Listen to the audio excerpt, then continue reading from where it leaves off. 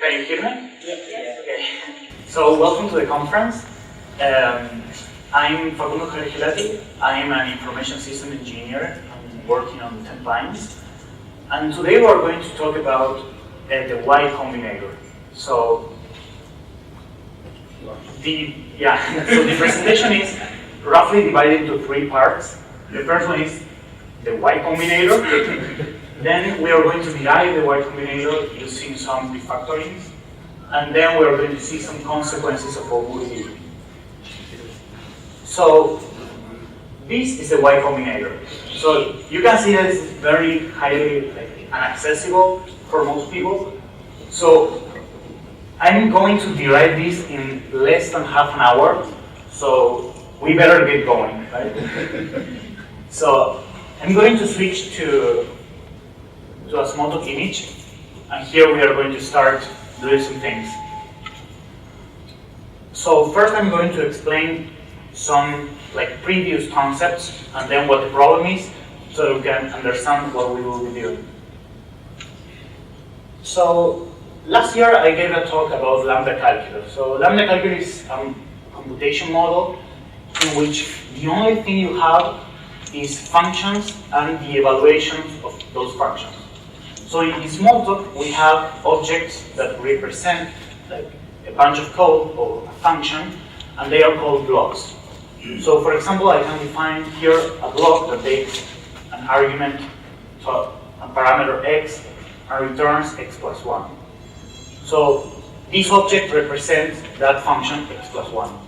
In order to have the value of that block, so to evaluate it, we can send it the message value with the argument. So for example, value 2, and that returns 3.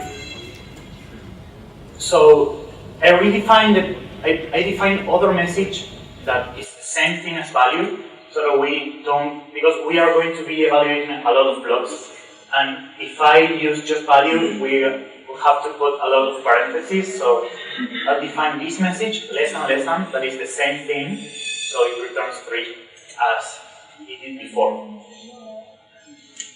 So we'll be using some refactorings during the talk. One of them will be to extract a variable. So, for example, I can select this block and choose extract to temporary, and for example, I can name it next. Right? So now, when I evaluate it still returns 3. So that's one refactoring. So everybody knows what a refactoring is, or okay. A refactoring is a transformation that you do in the code in order to change the structure of the code without changing its behavior. So the code should do the same thing as it was before. So another refactoring that we can do is to take, for example, any code. So I'll just do 2 plus 1. Wrap it in a block, taking an argument, let's say y, and then evaluating that block with any value, right? So we can use value or less than. So this is exactly the same thing as 2 plus 1. Because we are making a function that returns 2 plus 1 and it just ignores the parameter, right?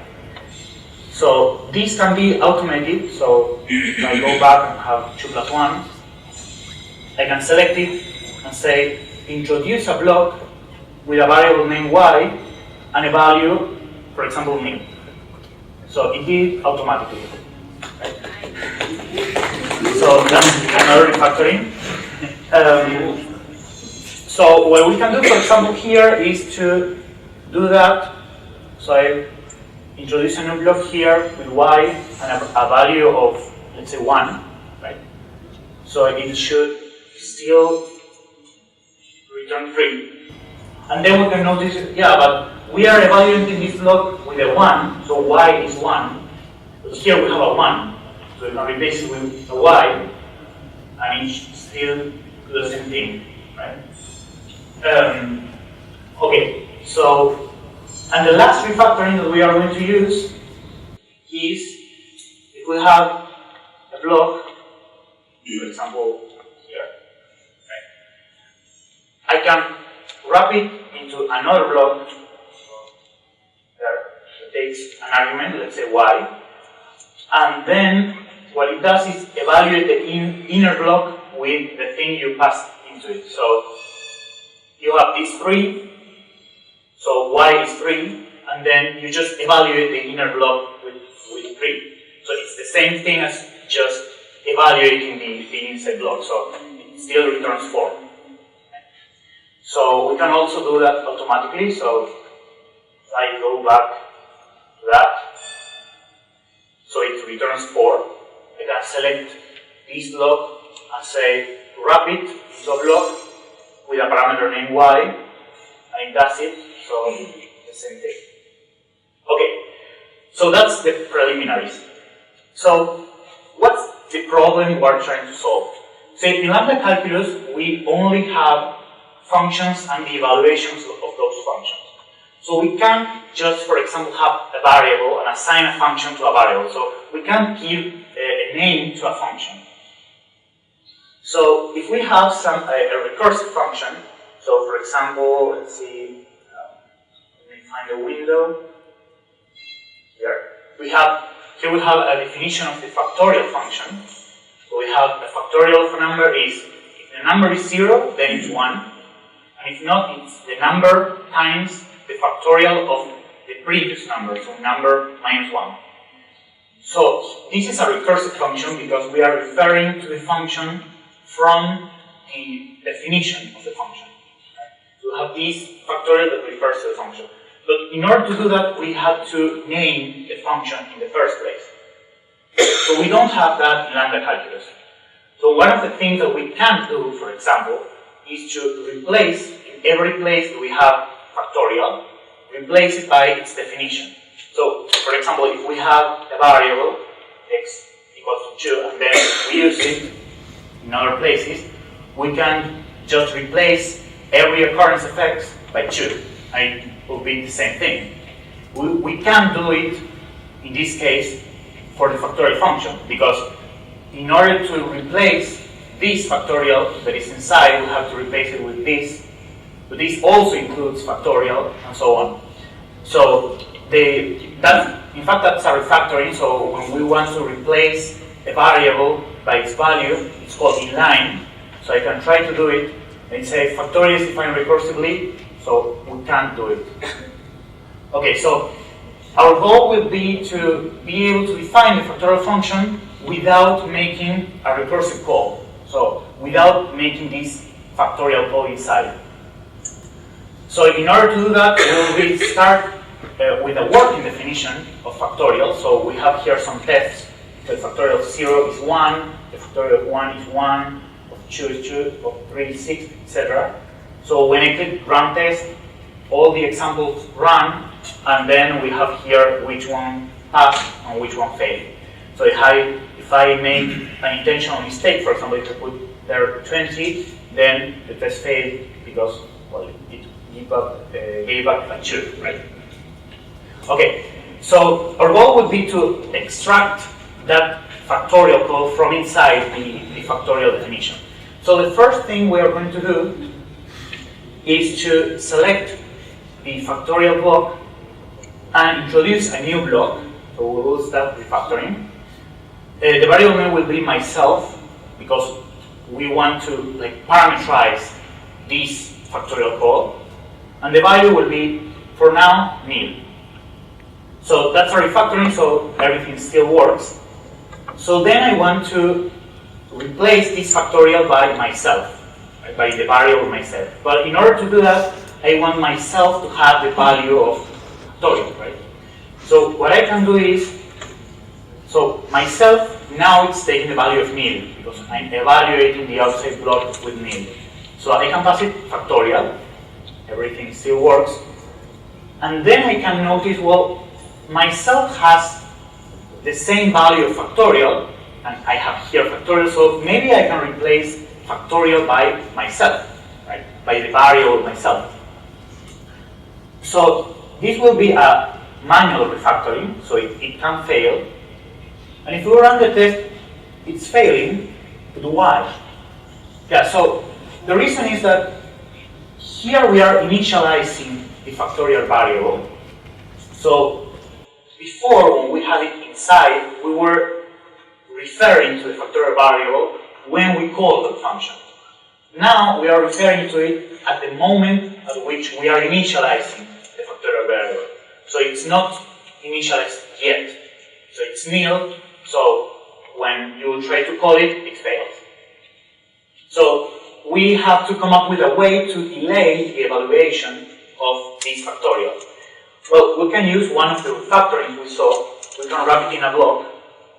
And in that way, we are passing a block that when it's evaluated, it will return the value of factorial at that moment in time. So that passes. Okay. So we have removed the recursive call from, at least from here. So maybe we can extract that as a new variable. So I'll name that as, I don't know, factorial generator.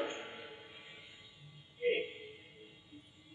So, but now we only have the third problem because we still have this factorial call inside the definition of factorial. Okay. So what can we do? Well, one of the things that we can try is, let's just pass it nil, right? We don't want the factorial, let's delete it. Delete that block that we're referring to the factorial and run the test. So we can notice that the first test passed, the test for 0. Why? Because here we have a number. If it's 0, we just return 1. We don't care what the value of myself is, so it's fine. So here we have a function that works only for the factorial of 1. Okay? So maybe what we can do is take that and pass it into the factorial generator again. So now we have a factorial function that just works for 0, and we are passing it to the factorial generator. So now it works for 0 and for 1, right? Because in the case of 0, it just returns 1. And in the case of 1, it goes to here. So this factorial generator refers to myself with myself, that is the first parameter is that. And that is a factorial function that works for 0. So here we are sending a number -1, so 0, so it works. And what happens, so this is a factorial function that works for 0 and for 1. What happens if I pass that function into factorial generator? So now it passes for 0, 1, and 2. Okay, so we are getting closer to our goal. So now one choice would be to think what would be the greatest number for which we want to calculate the factorial, and then, okay. So we didn't solve the problem, but we noticed that this factorial generator, what it does is it improves a previous definition of factorial by 1. So it's a function such that it gets closer and closer to what we want. And let's suppose that we had a full working definition of factorial. If we do this, so we pass it this magical factorial that comes from nowhere, factorial generator, we'll have the factorial function, right? Because if we pass into this function a 0, we will return a 1. And if we pass it any other number, it will return that number times the factorial function, so myself will be factorial, of a number -1, right? So the factorial generator evaluated with factorial is just factorial. Okay, so that's just a parenthesis there. That's called a fixed point of a function. So when we have a value, you give that value to a function and it returns the same value. That's called a fixed point. So for example, the square root of 1 is 1. So 1 is a fixed point of the square root function. Okay. So we'll see that factorial is a fixed point of factorial generator function. Okay. Well, but we are stuck here, right? Because we didn't want to pass anything that refers to factorial, but what do we pass to the factorial generator? So maybe as we know a lot about objects, maybe we can try to solve a similar problem with objects, and then see what the isomorphism is, like what the relationship is with this problem, so that when we solve the problem with objects, we'll solve this problem. So let's try to pose a problem, like an equivalent problem, but thinking about objects. So here we are dealing with self-reference. So we want to remove like the explicit self-reference that we have in the recursive code. So when we are working with objects, we have a self-reference. That's the self variable, right?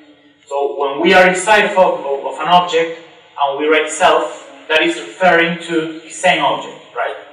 So let's try to imagine what will happen if we didn't have self. Right? So I'll open here another window. Here. So here I have defined an object that is a factorial calculator.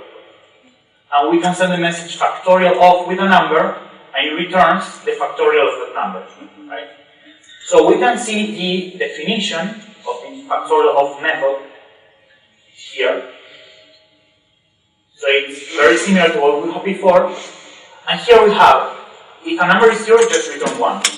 And if not, return the number times self factorial of number minus 1. Right? So we send the factorial of message again with the previous number, right, to the same object.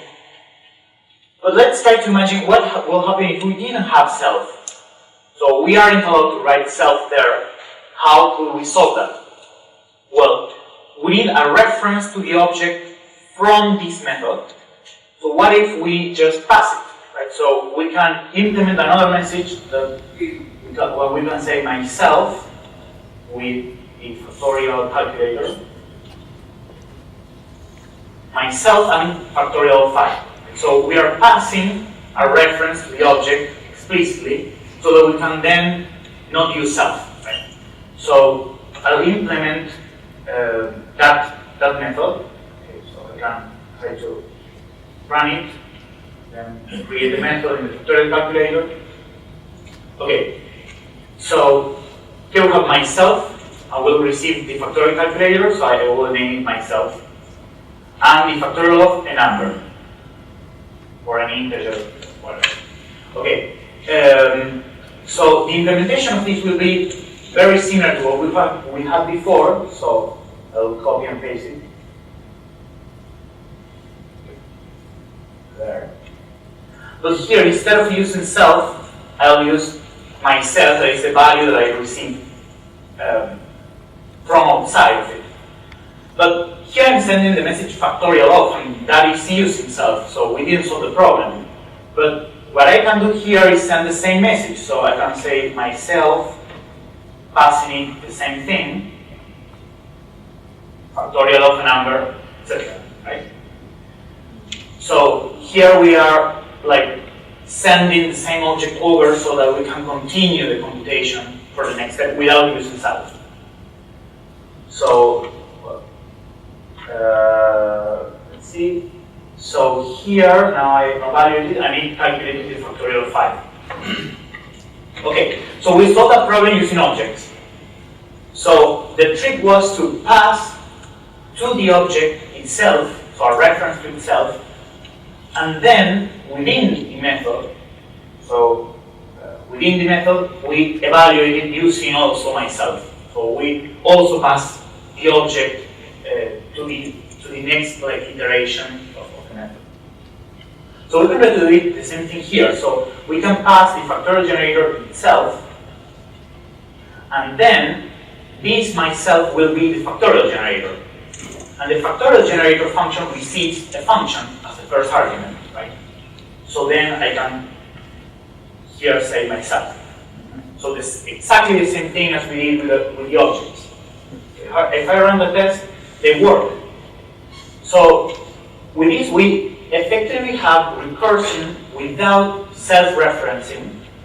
So because we are referring to factorial generator from within the factorial generator function definition, and we are referencing factorial from within definition. So now what we can do is to inline it, because now we can inline that. And we can also inline the factorial function, so inline that, and everything still passes. So it works. So I always undo that. So what we did is enough to prove that we can have recursion without explicitly calling the same function from within itself. So we can have recursion from Lambda Calculus.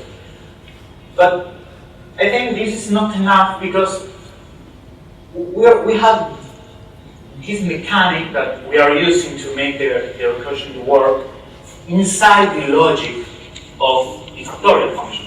We have to remember to pass it myself and so on. And I mean, we are polluting that logic, and I want to separate the logic of the function from the mechanics that makes it recursive. So now I'll try to extract this myself to myself call.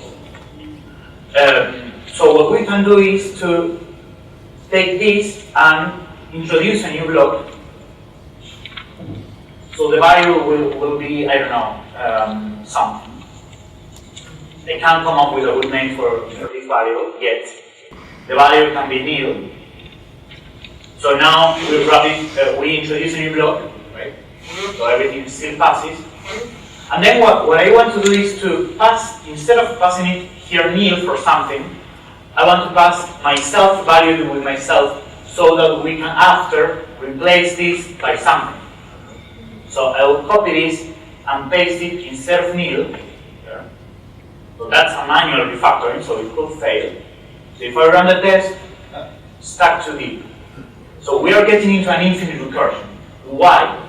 Well, before we were evaluating this myself with myself only if the number wasn't 0.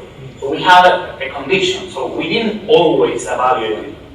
But now we have this myself to myself code outside of it. So we are always evaluating it, so we are entering into an infinite in an infinite recursion. So we need a way to delay that evaluation. Well, we already saw how to do that. So we can wrap it in a block. So I can wrap this into a block using that refactoring. So now this won't be evaluated until it's needed. So now everything passes. Well, but now something doesn't have exactly the same thing as myself and myself. So I want it to be exactly the same thing, so I can wrap this into a block.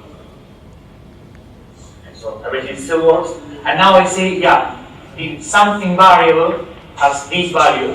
That's the same thing as what we have here. So I can say, here's something. It still works. And now we see, I'll just leave this unnecessary parentheses. And now we see that here we have our original generator. Right? So it's the same thing, we have only just one function call here.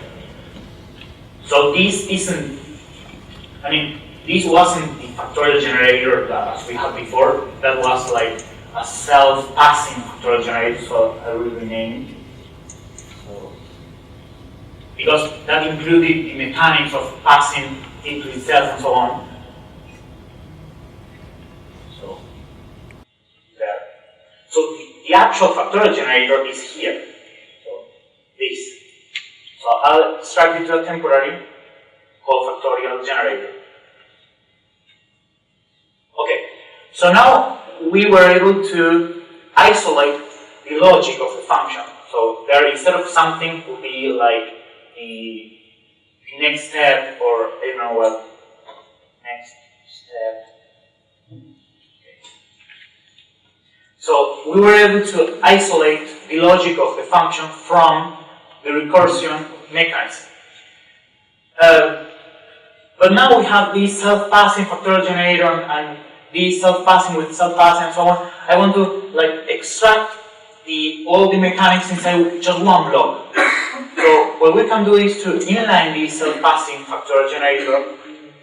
So we have it here, here, and here. So I can inline it. So everything still works. And then we have this hard-coded reference to the factorial generator, so I want to use this block with any generator. so we want to extract it. So what we can do is to introduce a block, so what we already saw, I'll call the variable generator, and the value would be the factorial generator. Okay. And now we see that the generator variable has the factorial generator as the value, so we can replace this with the generator variable and this with the generator variable. And now we have everything, all the recursion mechanics inside just one block. So I can extract this as a variable. So for example, make recursive. And now we have that the factorial function is the factorial generator, which defines a function which defines the logic of the factorial function, passed into this magical block called make recursive that makes it recursive, but without an explicit self-reference. So this make recursive block is the Y combinator. So we rename it to just Y. So we can see that mathematician doesn't like Indian-related names. So why Y? So if you look at in Wikipedia, for example, you won't find it using these names like generator and so on. So instead of generator, they use just X. So I mean F. So rename it to F. And instead of using here myself, they use X. So I'll rename this as X, and then this also. Rename it to X. Okay. This looks much better. Yeah, of course. So if you ask a mathematician why, so if you just make some new lines, so we can see the symmetry that it has. So, you can see with a good name. Yeah. A large screen. Yeah. This is the Y combinator, but this is a special version of the Y combinator. It's a version for non-lazy languages. So here we have this, and these are like wrap blocks that we wrap because we were evaluating them always. If we were in a lazy language, we only evaluate them when we need it. So this is actually called the Z combinator. So the Y combinator is the version for lazy evaluated languages, but it's the same thing. So what it does, it takes a function that when you apply to itself, each time it improves it, and in every step you are getting closer to what you want, and then it returns the fixed point of that function. So we already saw that the fixed point for the factorial generator was the factorial function. So if we pass factorial to the factorial generator, it gives back factorial.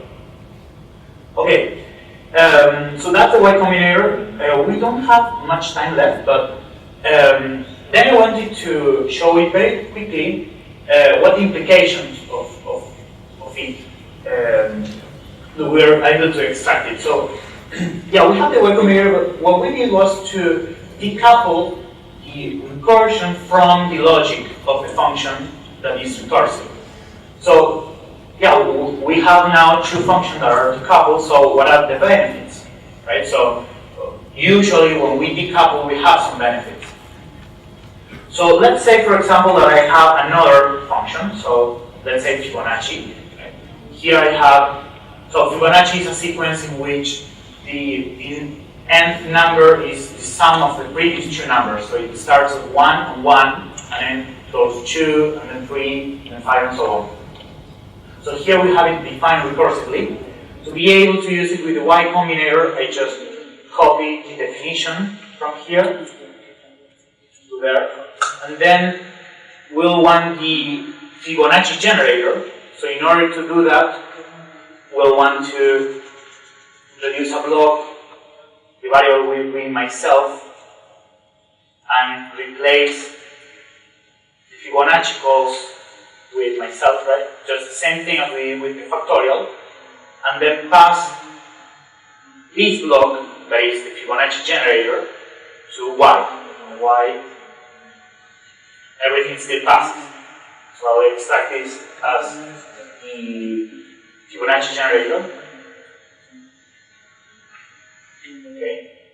So what happens if I want to evaluate a large Fibonacci number? For example, here, the 40th Fibonacci number. So I'll uncomment it and run the test, and then it times out. Because we are doing a lot of recursive calls, and that takes a lot of time. Right? Because we are evaluating for the Fibonacci, let's say, of 10, we want to have the Fibonacci of 8 and 9. But for the Fibonacci of 9, we also have the 8 and 7. So we are calculating the 8th one 2 times. And for the 8th one, we also need the 7, and so on. So it's increasing exponentially. So maybe what we want is to memorize it. So every time when we say, well, I want the Fibonacci of 2, if we didn't calculate it before, well, we calculated it. But if we did calculate it before, we just return what we already have calculated before it. So in order to do that, we'll have to here, these two calls have like a dictionary, and then also like, if we didn't have the value of the dictionary, then we want to calculate it, add it to the dictionary and return it. If we already have the value in the dictionary, we want to take just that value and return it without calculating again.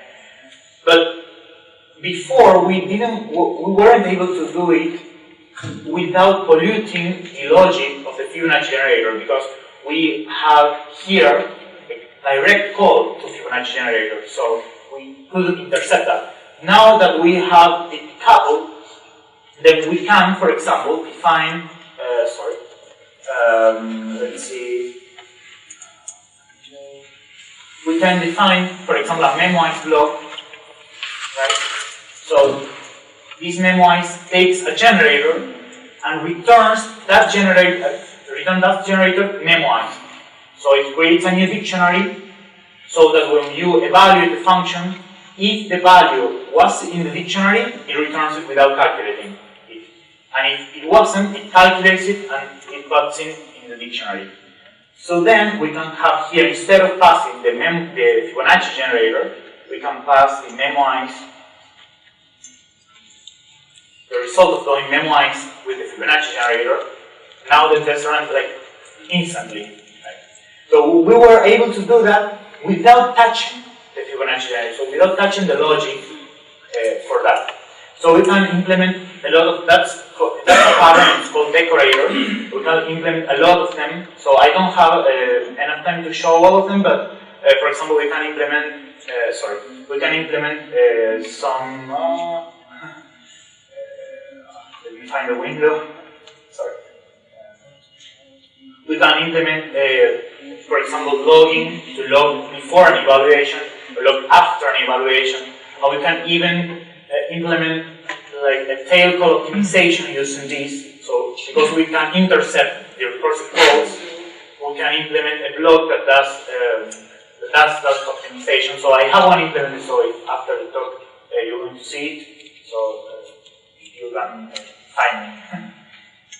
Okay. So we have derived just the Z combinator, so using refactorings and tests. And what I find it interesting is that when you try to explain it using a deductive approach, so you show it and you prove mathematically that it works, you don't like understand it well, and you can't like see the implications of it. But when you do it constructively, so you are step by step constructing it, so incrementally, you can see better, and you can see what are the implications, the decoupling, and so on. And we are using the tools that we use every day, so refactorings and tests, and so that's very interesting. So here are some resources that so you have to learn more about it. And none of them is in Smalltalks, but at least it's something. So that's the talk. So, thank you.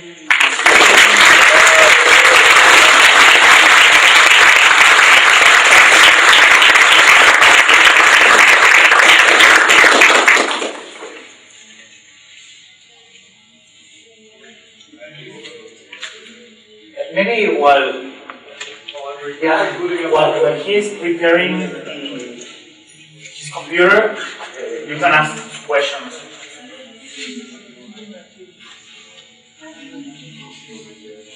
If you have some questions, you can ask them. So, I have a question. So this is very nice, interesting, but why are you doing this? I mean, do you have a goal or is it just you're trying? Yeah. Yeah, my initial goal was to learn more about the Y Combinator because I found it interesting and I found it very difficult to understand from what I could find, for example, the Wikipedia page and so on. So I found it very interesting, and also I wanted to explore how easy or hard would it be to try to implement tools that help you derive it incrementally using the same thinking process that you use when you are working in everyday life. I wanted to learn more about it. Another example that I couldn't show was that you can implement objects using blocks, and you can use the Y Combinator to implement self. So self calls. If you want to see it, you can find it correct. I don't know if that answers the question. Yes, actually, here's the next one, which is, so by using this kind of paradigm, your thinking process change. So you proceed your brain working in a different way that it had worked in the case you use the traditional message sense to object. Yeah, so what I found is that as you only have blocks and very little functions, you tend to instead of making potentially big objects, you always have very little things, and that can bring complexity too. And the thing that I missed was to be able to name messages, because you only have the block evaluation and you can't put a name to it. So that's the thing I missed. But I think that you will start to think differently, but I don't know. It's different. But I miss the names. What about debugging this? Because it seems a little bit complex for debugging stuff, right? Yeah, it's complex. It's very complex. I didn't show any debugging because the current implementation of the workplace, if you select everything and put debug, it compiles the code, decompiles it, so you lose all the names of the variables, but it's very difficult to debug. Yeah. Okay, thank you.